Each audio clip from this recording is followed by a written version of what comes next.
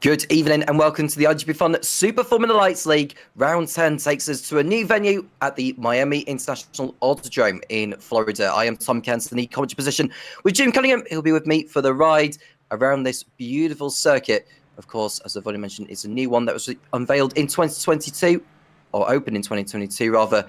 But the drivers are getting to the swing of the new layout. 19 turns around this course that is 5.5 kilometers long, and we should be good for some entertaining action around this wonderful racetrack. Let's have a look at the championship scores on the doors as we close in towards the end of qualifying. Nick Nagel is at the top of the table, ahead of Johan by a single point. The drop scores have been applied, considering how late in the season we are now. So Nagel is ahead by a point, but with Annette's brilliant form, there's a chance he'll end up taking the lead very, very soon. Tony Jimenez in third place with 265 points, followed by Brad Fulliger, a further point back on 264. Then it's Robert Ridgway in fifth, ahead of Max Bartolotto in sixth place. We've got Mehmet Taski, Scott Taylor, Denny Cornu, and Chris Patel. Rounding out the top 10, we've also got Max Chiquino in 11th place, followed by Ludwig Ranson, Paul LeMay, Stefan Dodderer, who was running up towards the top end of the championship earlier in the season, has dropped back now. Stu Mill in 50th place, followed by Ben Goya, Justin Fields, Adam Talsma, Andy Flynn, and then Guyan running up the top 20. Alexei Yukish and Kuchi Ito tie on 149 points each in 21st place. We've got Paul Distelli, Giovanni Salito, John McKenzie, John Arroyo, Richard Van Veen, Clark Williams, Simon Fessi, and Michael LeMay in the top 30. Then we've got Matthew Gracie, Gregors Hotala, Marcello Caruso, Philip O'Casey, Patrick Williams, Marius Anderson, Marius Otlovs, Jimmy Santos, Amal Yunus, and Andrew Harris in the top 40 positions. As far as the teams are concerned, RRS Elites are ahead by 4 points over the RRS Works team on 293, and it's RRS Apex in third on 28. So Divano Course in fourth place on 278, 19 points off the top. There's LR Competition in fifth place, followed by Art and Delia Red. Scuderia Racing Forces, Turkish iRacing Formula Team, Modern Racing, Prince GP, and Two Brothers Racing ran up the top 10. Flaps VRT, Dream Dragons Racing, Unity Racing Whites, RRS Prime, RRS C Men, RRS Advanced, JPBroadcasting 67, Apex Thunder Racing, Velocity Titans, RRS Aquatic, Apex Assassins, Thunderbolt Racing, Double Helix, Turbo Brothers, BWRT, and Alcantech NHR in the top 25 positions. Will the positions change? By the end of tonight's action, we shall see. Let's get a word from Jim Cunningham, who's been waiting patiently for his word on how he thinks tonight is going to go. Jim, good evening. Good evening, Tom. Good to be here with you. We're here at the new Miami Autodrome circuit, just added to iRacing in this last most recent update, and beautiful circuit. You know, so far I've covered a couple of races here. It is yet to produce the excitement that I hope for. We'll see. It seems to be a tough place to pass, and there are a couple of curbs around here that just absolutely wreck a car if you hit them. So it'll be interesting to see how that goes, but I'm excited for. I guess we're going to have about 30 cars tonight, so that'll be exciting, and we'll see how it goes.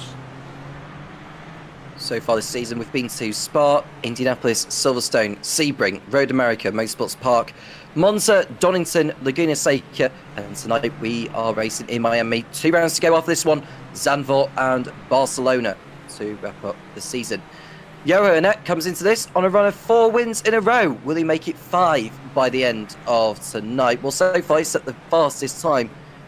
With 30 seconds to go ahead of Chris Patel, who was at the top of the table for a period of time. Johan is now ahead of him by just under a tenth of a second. Will we see someone snatch it right at the end?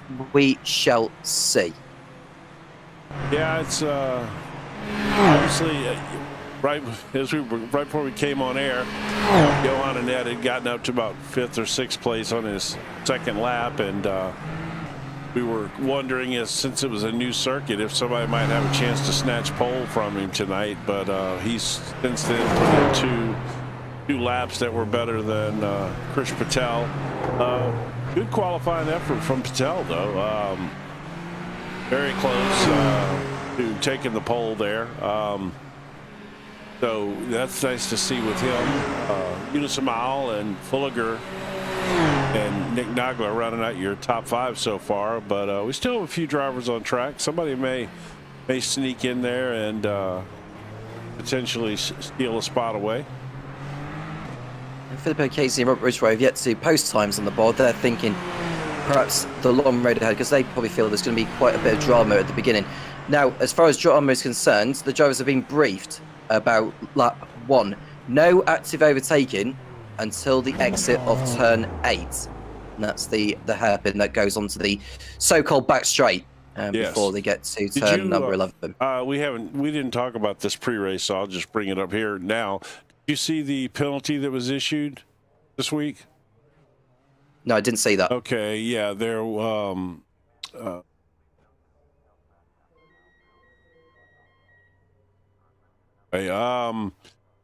Philip Chasey is serving a not qualifying, and he's going to have to start from the back due to causing a collision in the purple zone last week. So that'll be executed. He'll end up starting from the back of the field. And we saw an incident on the last lap at Laguna Seca, didn't we, involving, I think it was Eunice ML and Robert Ridgway. Am I correct with that? That sounds right. Yeah. To be honest, I've broadcast so many races since then I can't remember exactly. I do remember the incident though. Yeah. Pretty dramatic in the finishing of the race, but I don't see any, there was nothing in the notes about a penalty for that one. So, I don't know what came of that. Maybe there was no protest. Yep. Anybody on track? I don't know why the session hadn't changed yet, but sometimes iRacing is slow. Yeah, I think I'm excited to see what's gonna take place here today. Like I said, I had really high expectations for this track. As soon as we got it, as soon as it came out, I jumped in the Toyota. I mean the new Porsche Cup car that came out, and I did 20 or 30 laps here, and I was really excited by the track. It drives good. It's fun to drive. It's a lot more technical than I thought it would be. Watching the Formula One cars go around here, I wasn't sure, but it's pretty tough. But so far, it has not produced the level of racing that I was hoping to.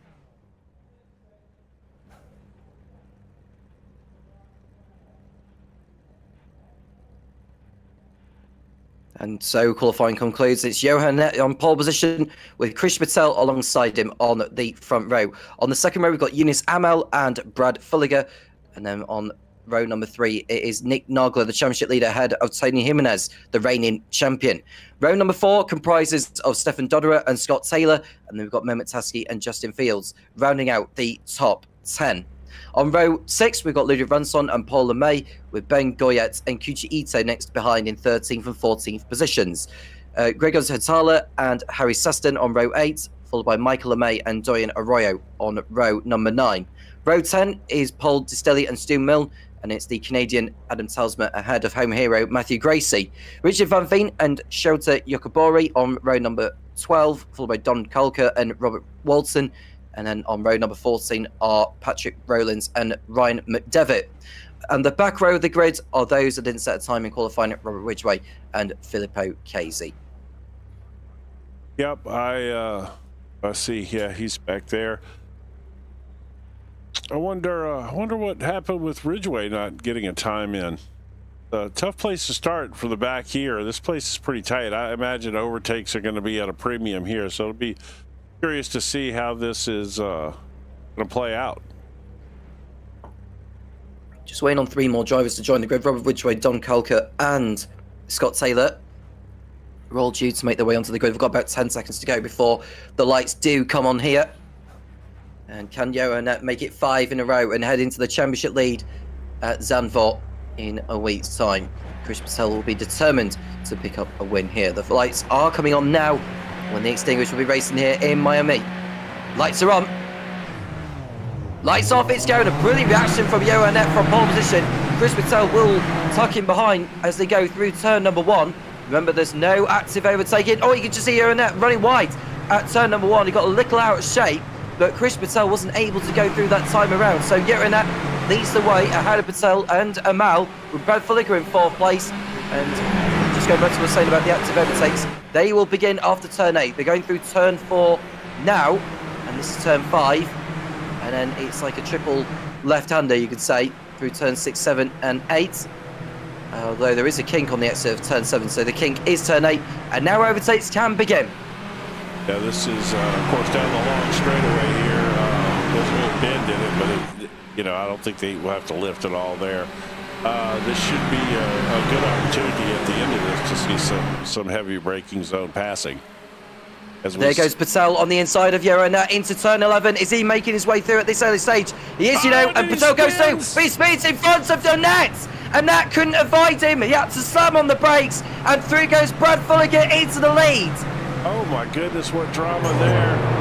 Good job by Johanna not hitting him, though, to be honest. That was a disaster waiting to happen, and he avoided it. Yep. Well, Fulliger took advantage, and he's through. And Yunus Amal into 2nd place.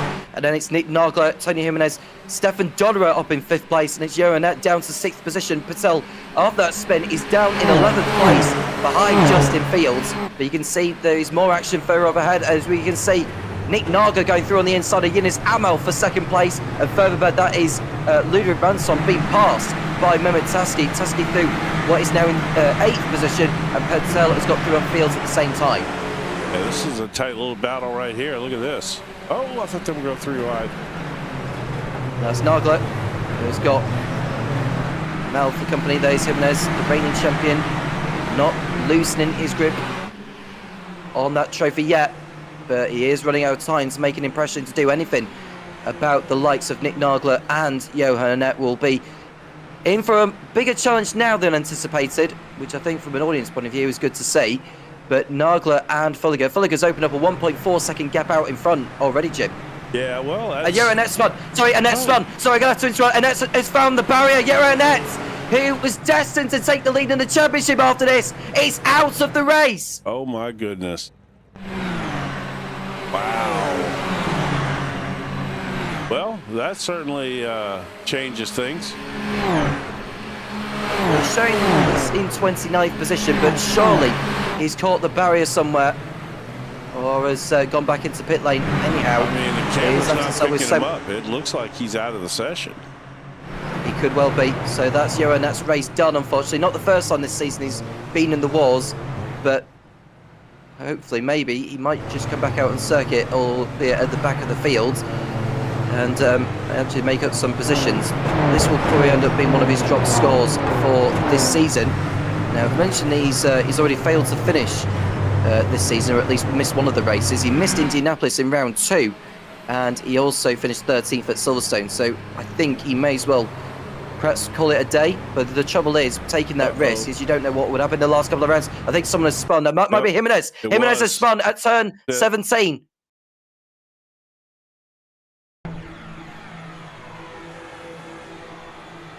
That's Yunus Amal further back behind him. Does Amal go for it? Amal just runs into him.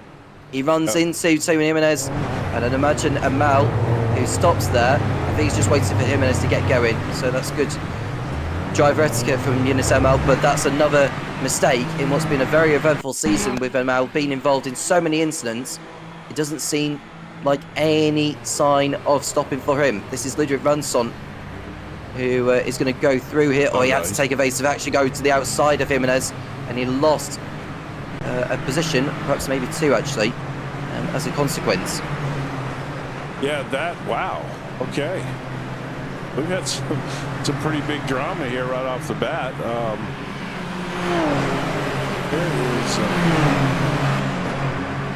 Let me see. Well, I'm going to cut across you, Jim, because Yunus was taking 2 in one go on the back straight, going through the kinks of 9 and 10. Now, did Amal make his way through? Real quick here. Yes. Yep. So presumably. Oh my gosh! Look at that move. That was a great move from Yunus Amal. Oh, that's fantastic. Yeah. So that was Paul Destelli and Adam. It can't be Adam Telsman because Adam Telsman's a little bit further back. I think that might be from Ridgeway. Yeah, it was Ridgeway. Yeah, That's Ridgway coming through from the back of the field. So he's had a really good start to this. Has Robert Ridgway. Yes. Oh, this is beautiful. Oh, that's fantastic. Yunus Amal going through with the bit between his teeth. And he didn't hang around there. I have to say, props to, was that Ridgway there? Whichever driver it was that allowed him to have that space and didn't just pitch him into the wall there. You know, you have to give props for that. But, wow, what a pass. Don Kalka didn't join the race, unfortunately, so he's effectively out of it. There's a lockup behind Justin Fields. That is Paul LeMay in the two brothers livery. His brother Michael is involved in this, so both of the LeMays are involved this evening, which is good to see. But he just sees just tucking it behind Justin Fields there, and it looks like Yunus Amal has dropped down the order again. Dorian Arroyo has found the barrier at turn number 3, and it looks like Yunus Amal has gone for good. Yeah, it's Yunus Amal, Jim. Richard Van Veen and Matthew Gracie have been in the wars as well. What happened here? Oh, what is Amal doing there? What was he trying to achieve? He ended up. Oh my gosh! Being hit as well by. Then was that Matthew Gracie, which I believe ended up with nowhere to go? was involved. Yeah, that was Gracie. Look, man. Oh, golly. That was precipitated by Yunus Amal trying to go through a gap that wasn't there at turn number 3, in all honesty. It's funny because we literally just applauded him for putting his car in a gap that essentially wasn't there.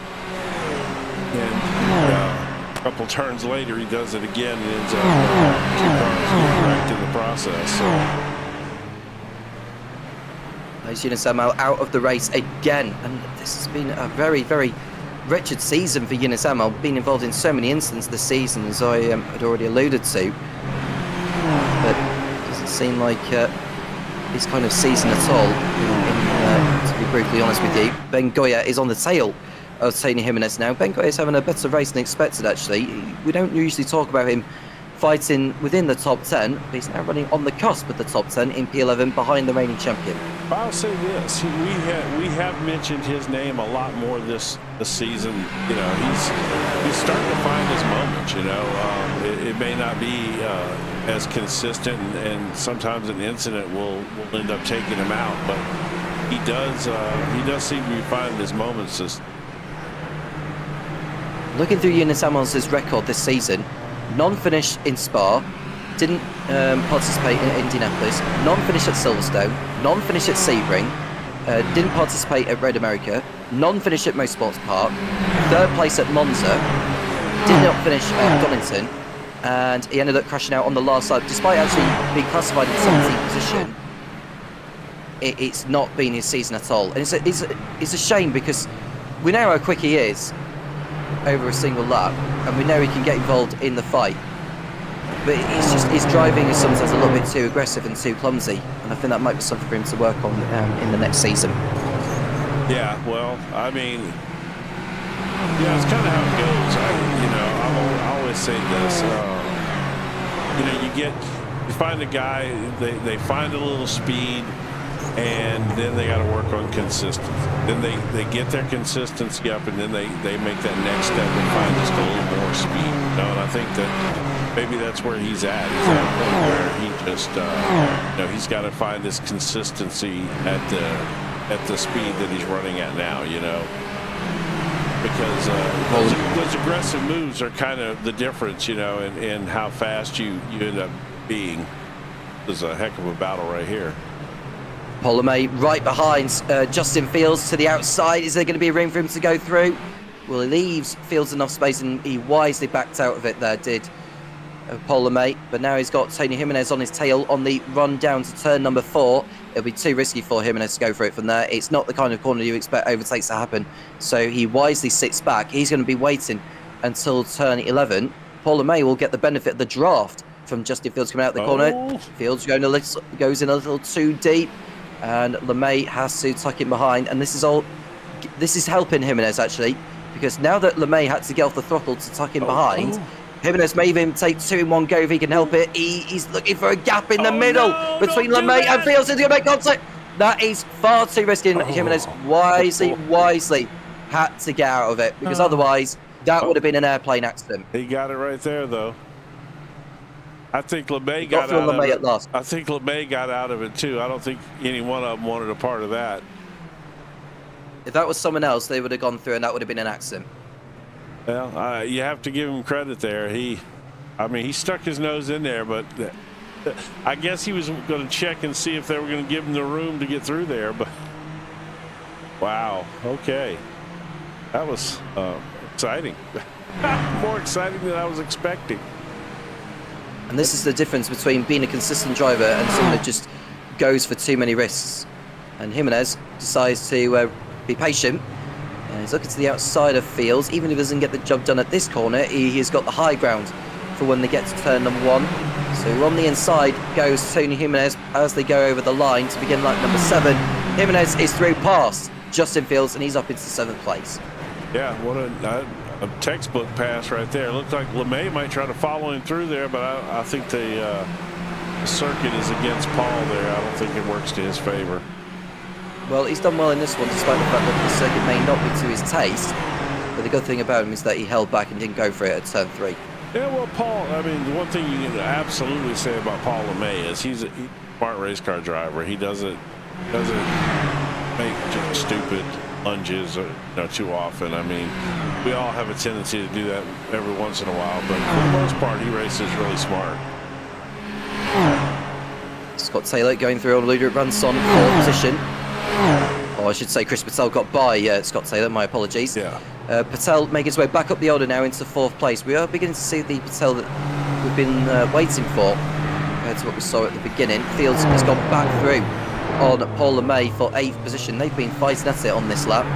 And there they are, going through turns 11, 12 and 13. Then it's the tight chicane of turns 14 and 15. This is the curve. Head on. No, that's not the one. There's another curve here that's just brutal. That's a pretty bad one. There's a couple of curves here that will absolutely collect somebody before the day's done. Every race I've done here so far, there's this one particular curb, and it just people up as LeMay gets back by. Maybe.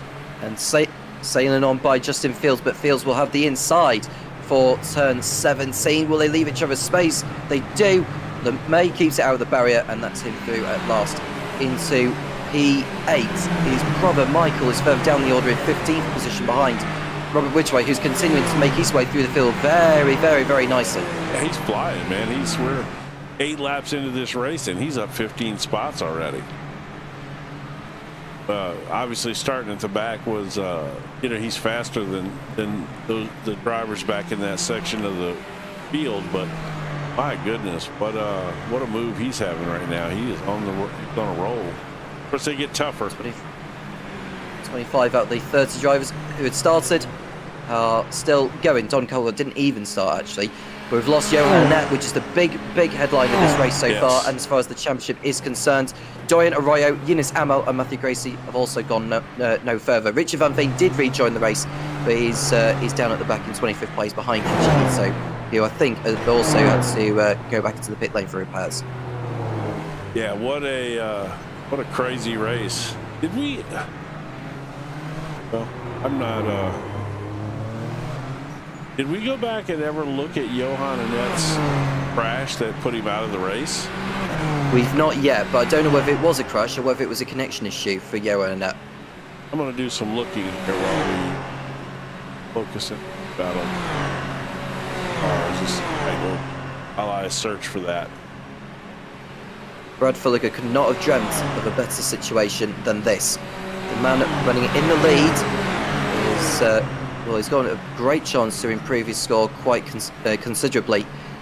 With Nick Nagler running in 2nd place, he will maintain the championship lead with the way things are going heading into the penultimate round next week in Zandvoort. Mehmet meanwhile, is on Justin Fields' tail as he looks to make his way up the order as well for the Turkish iRacing Formula team. And he's looking to the outside. If he can be later on the brakes, that will give him the advantage and the momentum for turn number 2, but Fields is able to brake later on the inside, and so Tusky is going to wait for a few more corners at the limit. Yeah, this is turning into a nice little battle here. I did find something on that. Let's take a look at it and see if this ended up what knocked him out of the race. So he's going through turn 6. Oh. Oh, that's a connection issue. Yeah. There's something disconnected with his wheel, I think, Jim. Yeah, I agree. Something happened there. Yeah, that wasn't. Well, and like I always say, one of the things I always say, every time I see somebody have an equipment issue or a connection issue, I always say, man, I hate to see that. I don't care if you get wrecked on the track, blah, blah, blah. At least it happened on the track. Oh, okay. But you know what? I thought about it today. We don't really have the opportunity to have engine failures game, and we don't in these sims, and we don't typically have equipment failures like a brake failure that'll knock you out of the race or something. Oh my goodness, who's that around? That's Fields, and the exit of turn 16. Fields ended up half spinning, nearly causing gridlock behind. But he was able to rejoin. Did he catch the curb, Kim? I think he caught the curb, Jim. Let's see.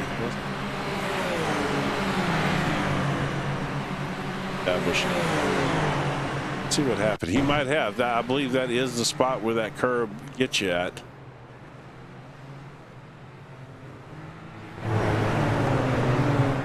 He just come around on him. I'll tell you what, he did a good job. He got out of the way and he got it back going pretty quickly. That was pretty impressive. So yeah, to finish my thought was. We don't see engine failures typically like you might in real racing, and so I guess the balance of that is when our sim racing equipment fails on us, that's kind of the same thing as a guy's engine failing or brakes failing or whatever, parts breaking on the car. So I guess in the end it all kind of balances out, but so it's kind of changed my mind on that. This is all right, that's the one thing I don't like about Miami. All right, the boats over the fake water just sitting there, I don't know. No, it's not to my taste either, Jim. You're not the only one. I don't get it, I mean, I get it. We're in Miami and there's boats close by, but this fake water to make it look like we're at like a Monaco harbor or something. I don't.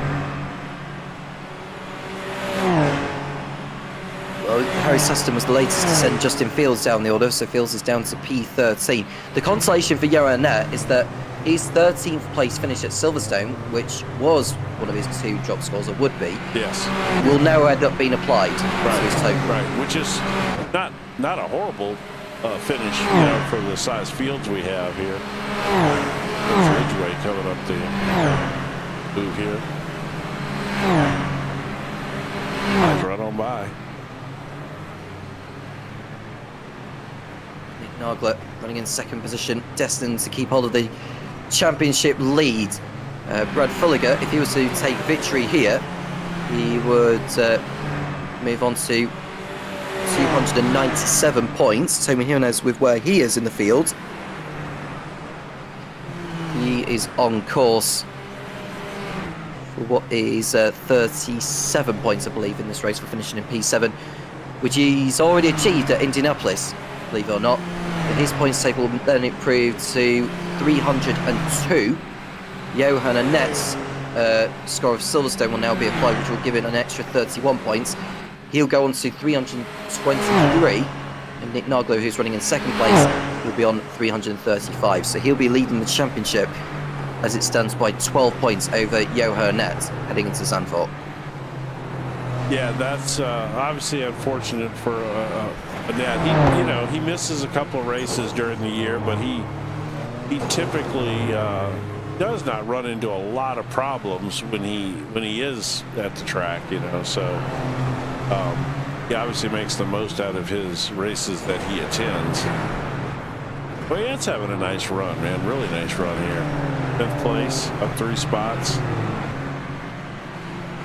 Justin Fields has had a nightmare of a few laps though, Jim, because he's down now to 21st place behind Rob Walton. There he is. Look, I don't know if he's been in the pits for like a set of tyres or something, because when he allowed Harry Seston to go on by. No, this is, I think, what happened to him. This is at the chicane of turns 14 and 15. Well, this is back in around, yeah. Well, I got a feeling that probably at this point he made those tires extremely angry right there. So he did pit lap 10. So right after that spin, he pitted. Yeah, and I don't blame him, to be honest with you. I think when those tyres cry out enough, you may as well just get a new set put on. And that's what he's done. Let's see if he can actually make his way back through the field on these tyres, Justin Fields, as he heads over the line. You can see the field ahead of him, I'll say 1 minute 50s. His latest lap, we'll find out in a moment, although that was his out lap he's just done now, Justin Fields, so that's hardly relevant. Tell you what, Goyette is giving Tasky everything he wants right now. Goyette having the best race of his season so far. He is on the outside line, which is the optimal line for this particular corner, because it gives you the inside for the very next one, which is only just around the corner. He forces Tasky to take a tight line there. Ben Goyette looking to find another way through, but to no avail. Tasky did a good job there. That was a beautiful, somewhat defensive. That curb got him. That curb got him right there. Well, you called it earlier, Jim. Someone was going to end up hitting that curb at some point. I'm telling you, that curb is just nasty, man. Look. Oh, he caught the barrier to begin. Yeah. Oh man. There's no doubt that the clout with the barrier will have upset the right rear. Oh yeah, no, he hurt that. That car was hurt. I think the curb was just a reaction. I think the car was already damaged. Milton has had a bit of an incident here. Let's see. Show it. Same spot. He was strange. Uh-oh. Yeah. Fantastic. Did he? Hold on, let's see. We'll come back and look at that. Something just happened with Tasky here. He's down. Oh, he's in the pits. Yeah, his rear suspension's broken, Jim. Hence why he couldn't make the corner at turn 17. That was the confirmation to him that he needed to pit. Yeah, that's sad. Okay. Yeah, back to Stu Milne here real quick. Let's see. By the way, Stu Milne has some aspirations to do some broadcasting. Reached out to me a few weeks ago. I do a couple of leagues. Oh, okay. It's an unsafe rejoin from Mehmet Tasky, unfortunately. That was why Stu Milne had to slam on the brakes. I don't think he hit him, though, so... He didn't hit him, but he forced Stu Milne to slam on the brakes. But if he slammed on the brakes like that through no fault of his own, and it's because of Tasky trying to rejoin, that's true. It's an unsafe rejoin. Yeah, no, you're right, 100%. Definitely not the base. He's still limping that car around out there. Not sure if that's going to work out for him or not. Oh, look at this. Look at this right here. Oh, he's Scott Taylor going through on the run for 5th position. This is a very neat battle raging on. Coming out of the last Patel, corner. Isn't it? Isn't that Patel he's battling with? No, it's Ludwig Ransson. It is Ransson. You're right. Yeah, it's Scott Taylor going to the inside to defend the position now from the Frenchman. And Ransson has to concede. So that is Scott Taylor through into 5th position, having a strong rate again. Yeah, very nice. Scott Taylor's done yet, though. Well, we shall see. Ludwig Ransson looking to the inside. How on earth did he pull that one off? Around the outside through turns 4 and 5. And that's Ludwig Ransson going back through into 5th position. That's, in my book, the overtake of the race so far. Ooh, yeah, let's take a look at that again. I want to see that one more time. He had no right to go through at that Chopper corner. Here, let's see. Chopper's going to get a decent shot. That was beautiful. Oh my gosh. Yeah, fantastic. Well, I tell you what, it's like his car was glued to the track there, huh? And this is Ransson still fighting with Scott Taylor. Still going on. Antonio Jimenez has now got involved in this battle here as they come towards turns 14 and 15. Right on board with Scott Taylor as they come through turn 16, which has claimed a victim or two in this race. Not so to Taylor, as he sits behind Ludwig Runson, looking to get a toe on this back straight. And we're already now into the second half of this one. Adam Talsma and Shota Yokobori are in a tussle of their own. Oh, that's Talsma in the barrier at turn 12. Contact made between him and the Japanese. And there'll be some discussions afterwards, no question about that. But we're going to see Yokobori go to the outside. I think Talsma turns in on him. I think Yokobori was entitled to more space than that. I think he thought he was completely clear of him, and Yokobori just got back to him faster than he thought, I think is what happened there.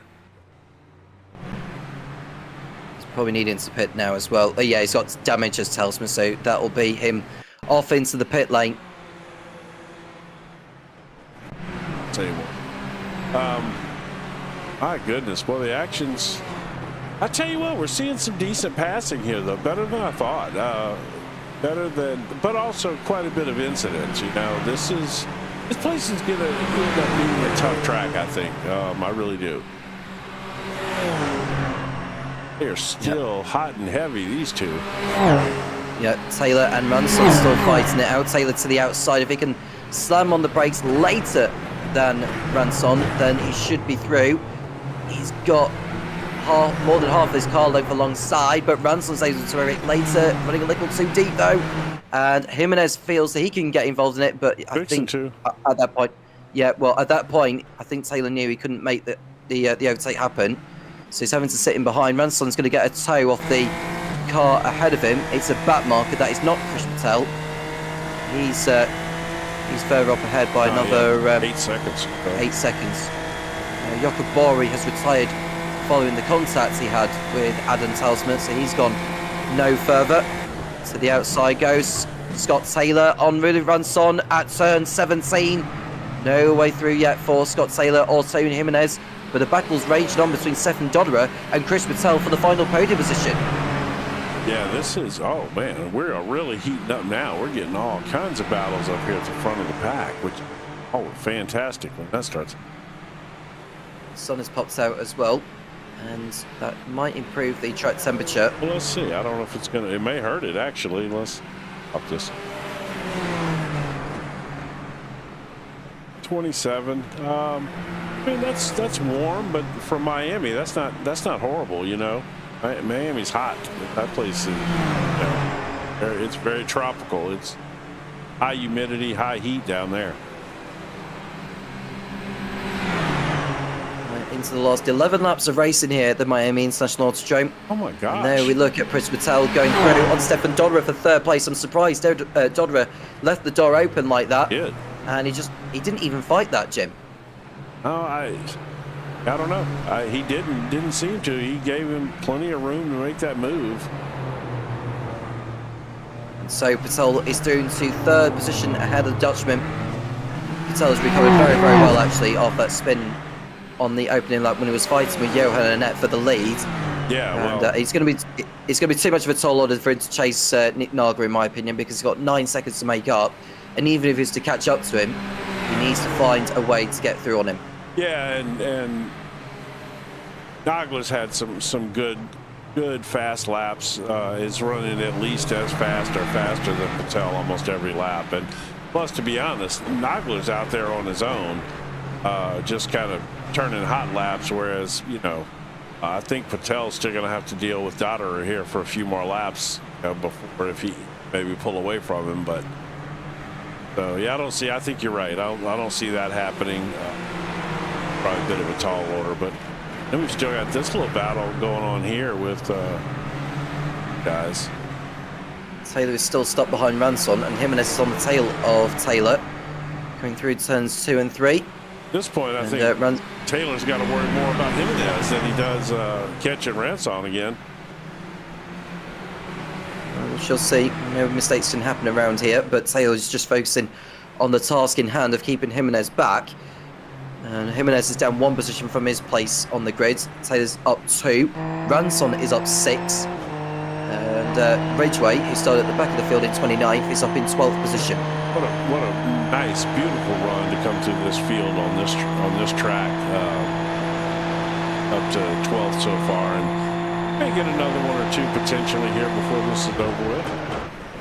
Oh my gosh, no! Oh, thought they were going 3 wide right there. Well, they thought about it at least. Put another show for the fans. This is the closest battle we've got on circuit, and Taylor is still fancying a look at Ranson at some point. If he can get a good drive coming out of turn 16 and be able to get the run of him, I will say Ranson's exit out of 16 is really poor, which can only give the encouragement that Taylor needs to, at the very minimum, get alongside. Yeah, he's actually that allowed Taylor to close that gap back up again. That was a kind Here we go to the outside. Taylor on Ranson for 5th position. Ranson will have the inside, but Taylor, providing he can get a strong exit, will get a run on him into turn number 1. Jimenez is just waiting back a little bit just in case these two really dice it out at turn number 1. But Taylor is going to the outside of Ranson.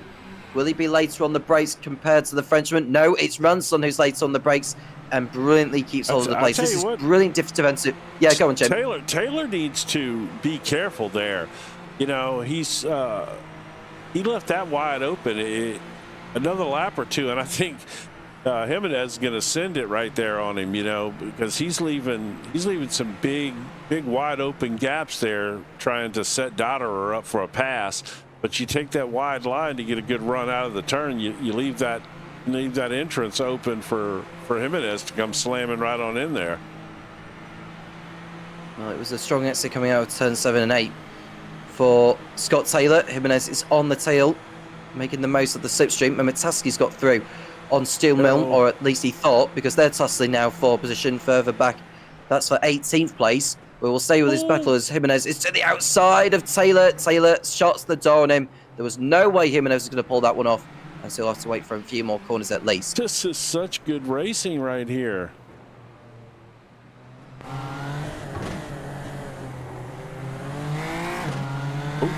Seemed a little oversteer there. Had to make a little correction. They're playing that draft game there. Benson's trying to break that draft on Taylor. Yeah. Tony's like, yeah, y'all keep doing that. I'll be right back in that fight in just a second. I think Jimenez may have to catch Taylor by surprise here, because Taylor, I don't think he can make his own mind up what he wants to do here. Oh, that's a collide with the barrier for Tony Jimenez. That's not going to do the handling any good whatsoever. And I do worry as to whether that's going to affect the car's performance. Seems all right so far. Yeah, I don't think that was hard enough to hurt it, but certainly it'll open your eyes, you know, wake you up a little bit. What a battle this has been. I hate to just focus on these 3 cars, but this is just so good. I do want to pop back real quick. Separate out. Stu Milne was back here. They were really tight there for a second, but. All right, back. Yeah, but he was in that battle with Mamataski. Oh, that's Jimenez. 3-1, Scott Taylor on the inside. Tony Jimenez has found his way past the Brit, and he is through into 6th position ahead of Scott Taylor. But now, can he get after Lou Ranson? Scott Taylor's coming back through, making the most of the toe down this so-called back straight before turn 11.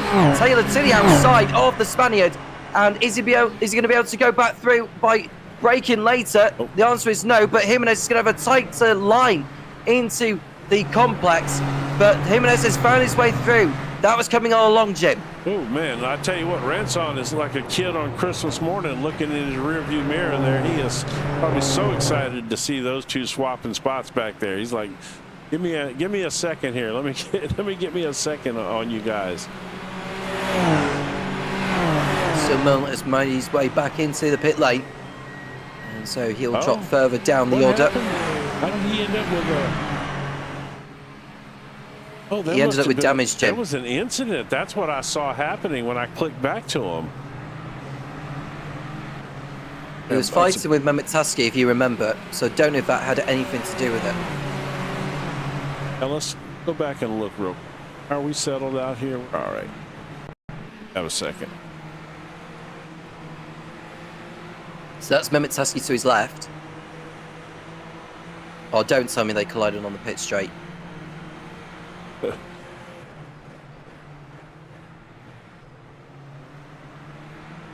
waiting to see what happened. I don't see anything that was.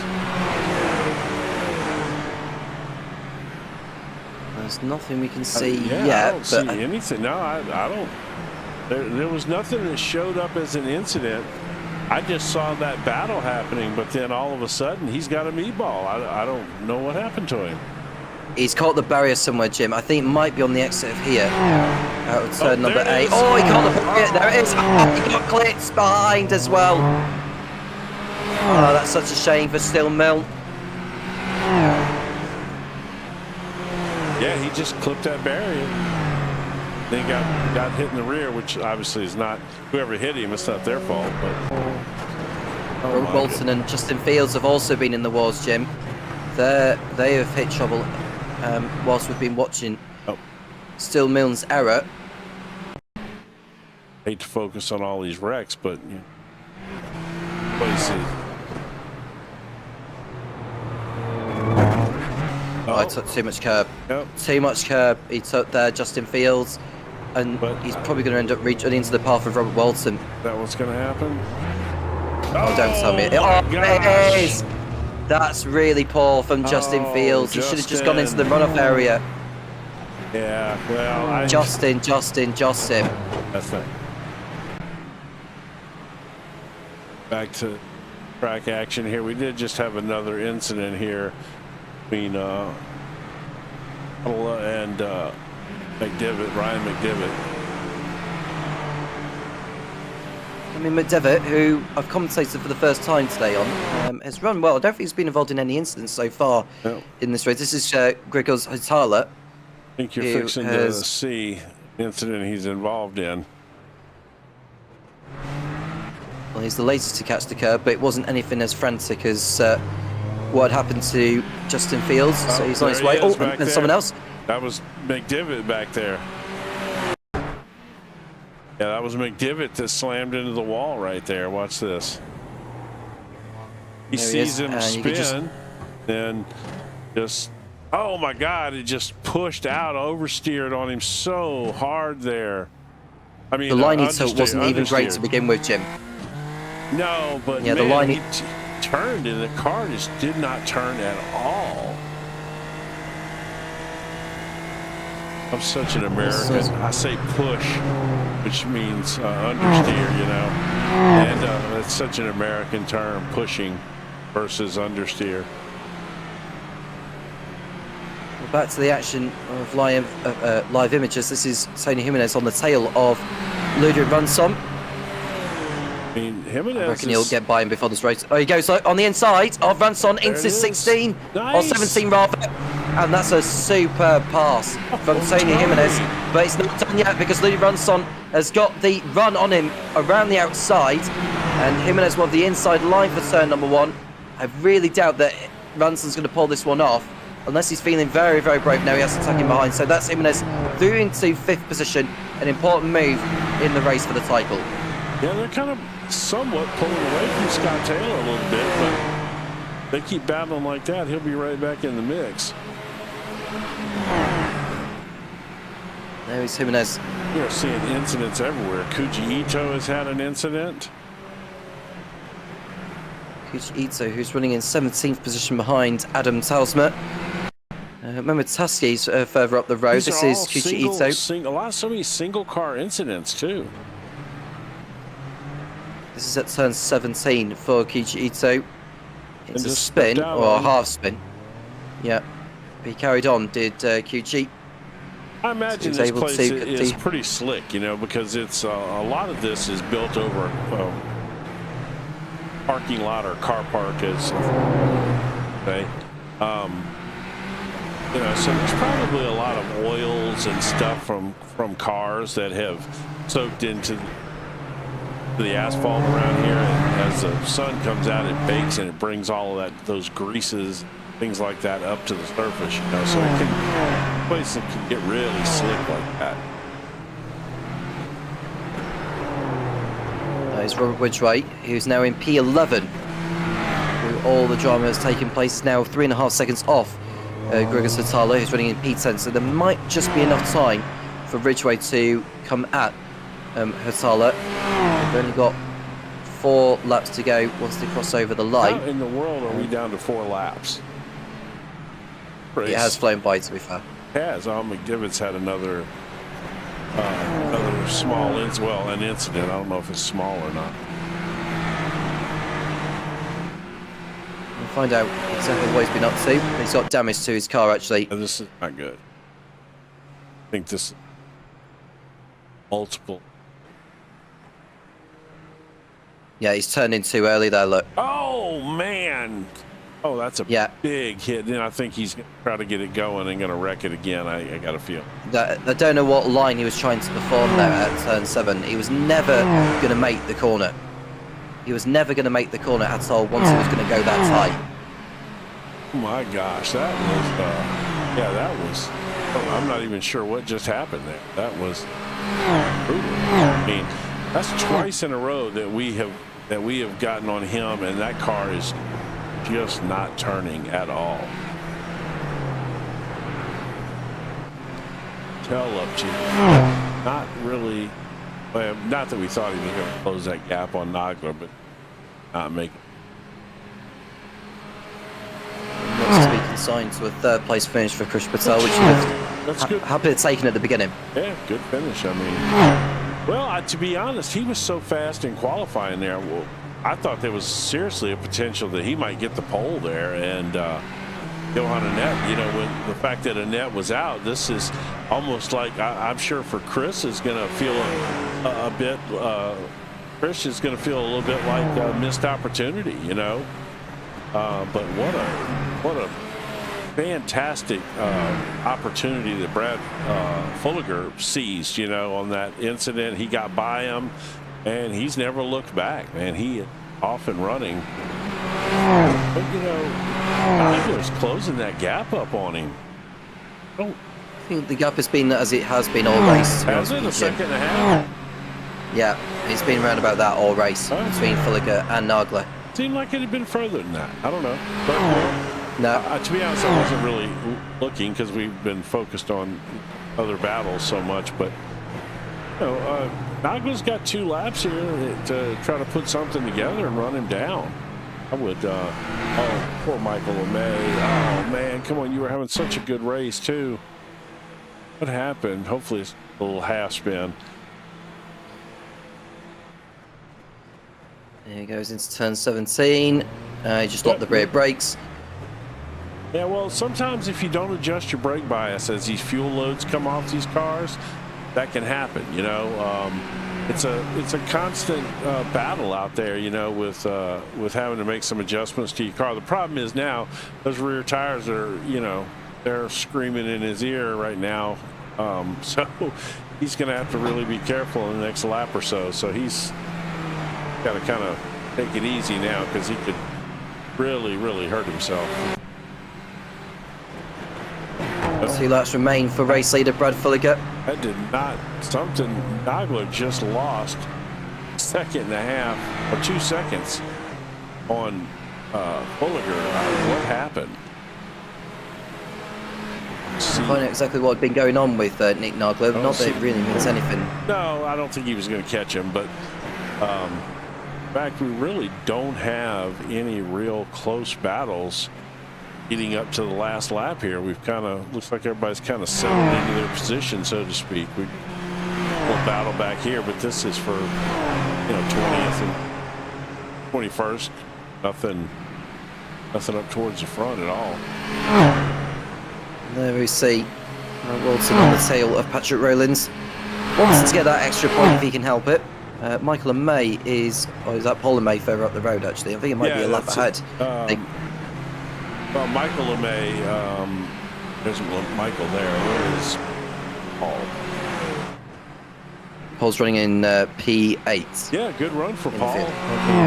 Good top 10 run for him today. So he'll continue to the end in that position. There's no way he's going to gain all that ground on Scott Taylor, who is still on the tail of Ludwig Ransson, as he has been for a number of laps, although it's a little bit further back now compared to what we saw earlier.